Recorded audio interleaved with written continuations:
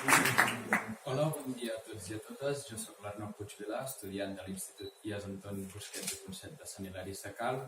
i avui us faré una mini presentació sobre el meu treball de recerca. El meu treball de recerca consisteix en l'estudi de la pila d'hidrogen i el que em va motivar en elegir aquesta temàtica va ser el meu interès en el medi ambient i en la química i també la meva preocupació envers els problemes derivats de la contaminació per l'ús de combustibles fòssils. El meu treball es divideix en dues parts, la part teòrica en la qual explico les característiques generals de la pila d'hidrogen, què són, com funcionen, els tipus, i la part pràctica, on he realitzat diferents experiments i pràctiques que completen aquest estudi i acaben de determinar les característiques. Realitzant aquest treball n'he extret la conclusió que les piles d'hidrogen poden ser una alternativa energètica als combustibles fòssils, ja que tenen una sèrie d'avantatges, com seria que no contaminen, ja que la seva generació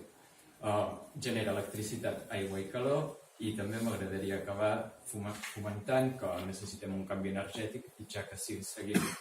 emprant els combustibles fòssils estem destruint el nostre planeta. Merci per la vostra atenció.